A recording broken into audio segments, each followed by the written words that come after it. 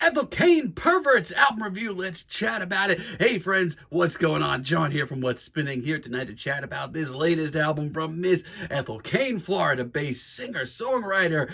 If you are into the moodier and gothier side of rock, you probably know who the hell it is we're dealing with. She's been at it for a while now, and she started turning heads around the time of a couple of her early EPs like Carpet Bed. And honestly, this thing caught me off guard at the time. I loved it. It had this very suffocating, intense atmosphere, the likes of a Chelsea Wolfe or Liz Harris project, but it also had the sincerity and the humanity of a Marissa Nadler project. But it was her 2019 EP, the Golden Hour EP, that really started showing her carving out her own little niche. Meditative tracks like Lilies and intense, much more epic tracks like Head in the Wall showed Ethel just pushing further and further ahead of her contemporaries. Really showed her building her world as well. I was really impressed. And the final piece of the puzzle in her early days fell into place with her Inbred EP. And let me tell you, it's not exactly my favorite crop of songs from her, but it did have this intense visual songwriting. Not only that, it had the storytelling and character work that would kind of become her claim to fame as well on her full-length debut, Preacher's Daughter.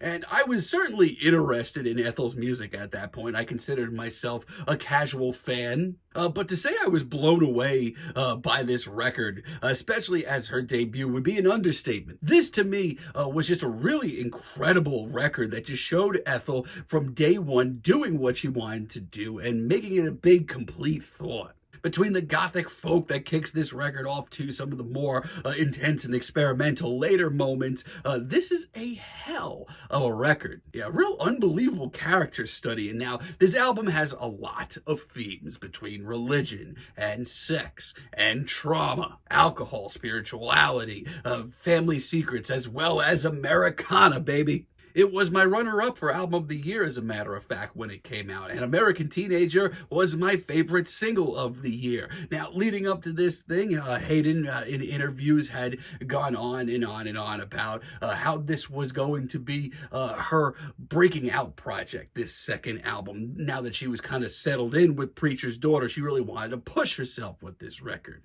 And yeah, she did that. And yeah, she certainly did just that. I mean, just take a listen to this album's intro and title track, Perverts. And right off the bat, let's address the elephant in the room. This is far from the sounds of Preacher's Daughter. This is a harrowed, hellish opening track that kicks off with Ethel basically reading a hymn over some noise and distortion and silence. And I hope you are ready to just get yourself buckled in, because this is a long record. And I mean a long record. It is 9 tracks in over an hour and a half, and this album's intro, Perverts, goes over 12 minutes. And you're going to need to sit with it. And it's not going to be for everyone, between the silence and the distortion and the vocal effects and the casual vocal snippets that float in and out. But man, is it chilling and effective. As a matter of fact, it really gets under my skin at times. At some points, it gets a little too much under my skin, honestly. And Ethel also kind of teased that she was going to be working with a lot of drone work on this new record, and yeah, she does just that. Some of them are pretty intense, but I can see everybody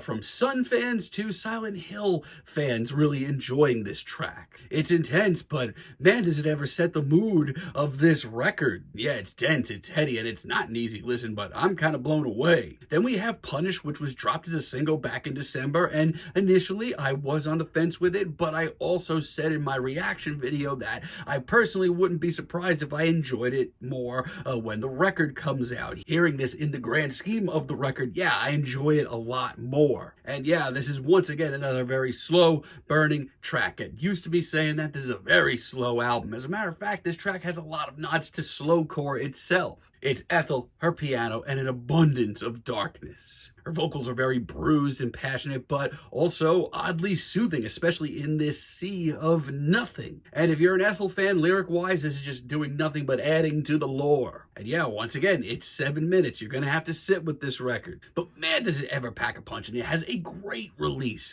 especially towards the end when Ethel's vocals become larger than life, angelic even. And the guitar feedback that ends this track off just sounds like the heavens opening up and piercing the darkness just a little bit.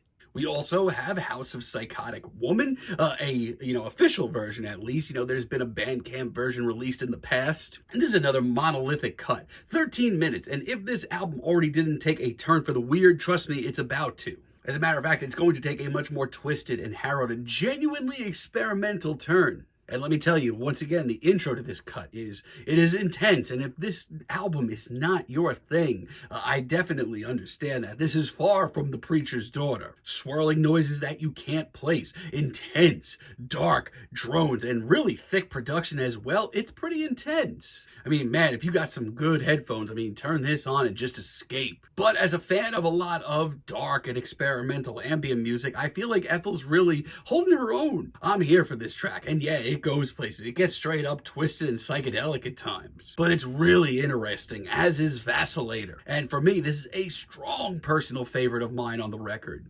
Somehow this track starts even more subtle and more quiet. We got nothing but a really thick atmosphere and tension that you couldn't cut with a knife if you tried. The drums here are really tense, but as this track progresses, I'd argue that it's one of the easier to swallow here. Ethel's vocals on this track are so sweet, so soothing, but dark as well. It's smoky, it's bluesy, and of course it's a little kinky too. All of that alongside the repeated mantra of if you love me, keep it to yourself. It's a heavy hitter, but it's also a track of great release, and I think that this album needed that. Now, I'm going to be honest, That Orchia is probably my least favorite track here, or at least the first half of it. Listen, there's been a lot of very dense and dark material here that you really have to sit with to appreciate. But it's all had a really great purpose so far. Now, this track, on the other hand, it's certainly still harsh and noisy, but it's one of the more one-dimensional cuts here. Most of this track just seems like a much less interesting track than something that we've already heard on this record. Now, in the second half, things do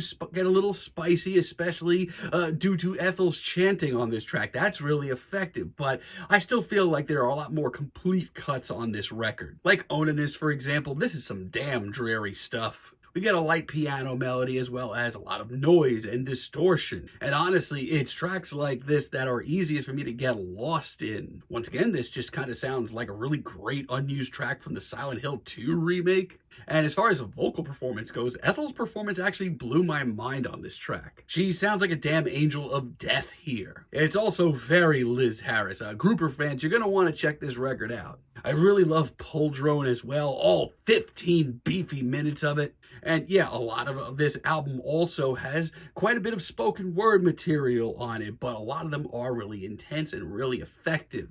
As a matter of fact, they are bolstered and just amplified by just how freaking quiet this record gets at time. And what ends up happening here is I am so on the edge of my seat when the slightest piano picks up, I actually jump a little. Pound for pound, if you are looking for an intense track here, look no further.